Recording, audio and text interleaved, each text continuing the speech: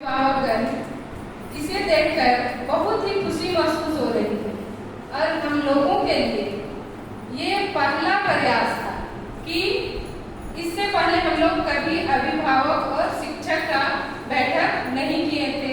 हम लोगों के मन में ये विचार थी कि ये जो बैठक हम लोग बुला रहे हैं ये बैठक हम लोगों का सफल होगा कि नहीं, लेकिन ये बैठक को देखकर है इतने अभिभावकगण अपने कामों को छोड़कर जो समय दिए, इसके लिए मैं तहे दिल से सभी को हार्दिक बधाई देती हूँ।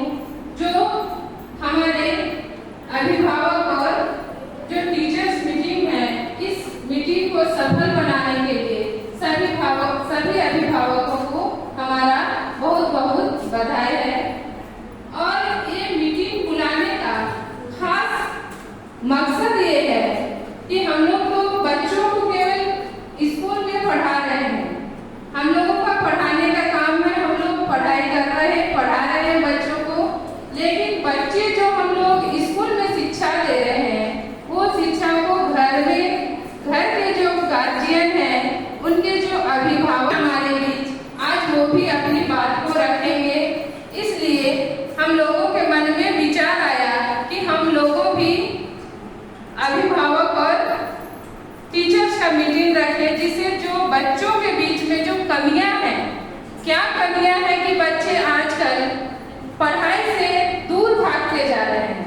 ये दूर भागने का कारण क्या है, ये हम लोग उन चीज को पकड़ क्यों नहीं पा रहे हैं। जो हमारे बीच जो बच्चे हैं वो पढ़ाई से दूर भागना चाह रहे हैं, वो अभी के समय में मोबाइल की ओर अधिक ध्यान दे रहे हैं। तो इसी के लिए हम लोगों का खास मकसद यही है कि जो हम लोग हमारा जो स्कूल है वो झारखंड में भी स्थान ला चुका है, तो हम क्यों ना अभिभावक और टीचर्स जितने भी हैं मिलकर उसे अगर हम आगे बढ़ाएं तो हमारा जो स्कूल के बच्चे हैं वो झारखंड में प्रथम स्थान भी ला सकते हैं।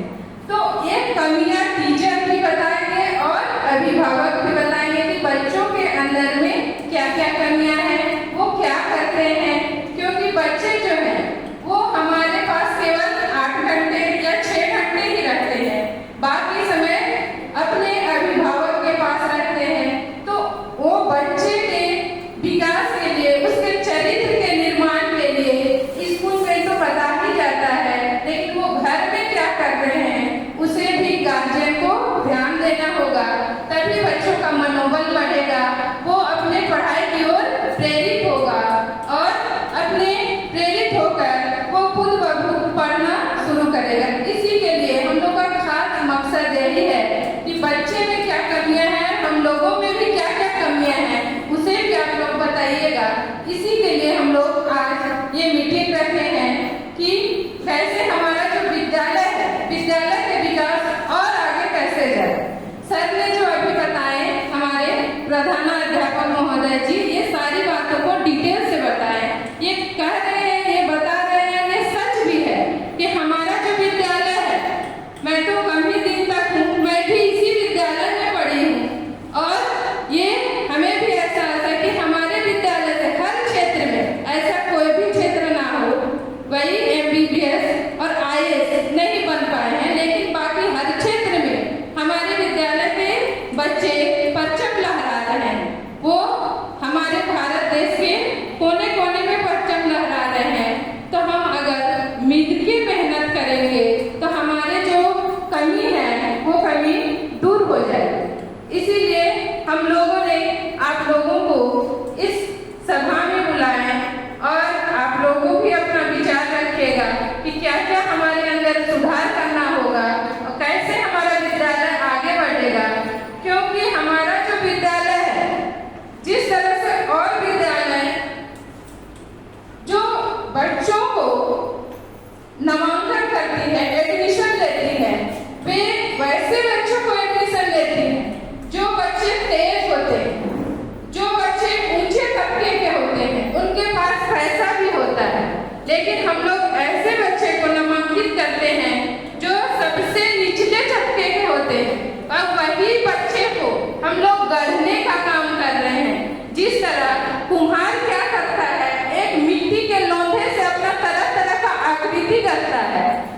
उसी तरह हम लोग चरित्र का निर्माण करते हैं, बच्चे को शिक्षा देते हैं। हमारे विद्यालय में हर तरह के बच्चे आते हैं, हर तबके के बच्चे आते हैं, कोई बच्चे एक समान नहीं है।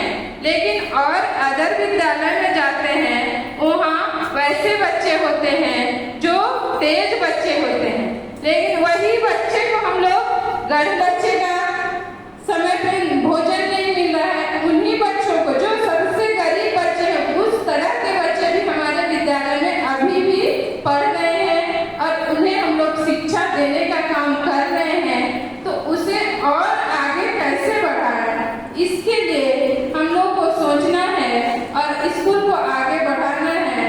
क्योंकि अभी ही बताएं सर कि बच्चों को मोबाइल से दूर रखना है। मोबाइल बच्चों के लिए हानिकारक है, लेकिन हानि भी है और लाभदायक भी है।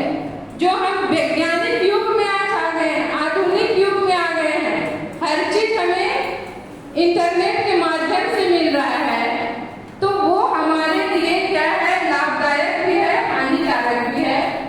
उसका केवल हमें सही उपयोग करना है। तो बच्चे को अगर आप पूरे दिन मोबाइल देके छोड़ दीजिएगा, हमारा बच्चा क्या देख रहा है, मोबाइल में क्या देख रहा है, क्या कर रहा है, क्या नहीं कर रहा है, अगर हम उस पर ध्यान नहीं देंगे तो हमारा बच्चा बिगड़ता चला जाएगा। और ये जो 2020 में जो कोरोना का समय है, इस समय से बच्चा लोग केवल वही बहाना हो गया कि हमारा क्या है, ऑनलाइन क्लास हो रहा है, ऑनलाइन क्लास में मोबाइल चला रहा है कि हमें क्लास करना है, पढ़ रहे हैं, क्या पढ़ रहे हैं, ये भी गार्जियन को देखना होगा कि हमारा बच्चा क्या कर रहा है। मोबाइल में तो हर चीज उपलब्ध है, लेकिन हर चीज उपलब्ध है वो हमारे बच्चे को हर चीज उसके लिए लाभकारी नहीं है। इसीलिए हमें देखना होगा कि हमारा बच्चा दिन भर देख क्या रहा है, उसे मोबाइल के साथ साथ पढ़ाई पर भी ध्यान देना है। उसके लिए आप टाइम बांध दीजिए कि वो आधा घंटा या 1 घंटा अपने मोबाइल का उपयोग करे। और अगर वो मोबाइल दिन भर चलाते रहता है तो उसका जो मन है वो भटक जाता है। बच्चा को अभी भी क्लास में जाते हैं, जब उसे लिखने के लिए बोलते हैं तो लिखना बिल्कुल भी नहीं चाहता है। बोलना तो बच्चा चाह रहा है, लेकिन वो लिखने से दूर भाग रहा है। तो इसका कारण क्या है कि बच्चे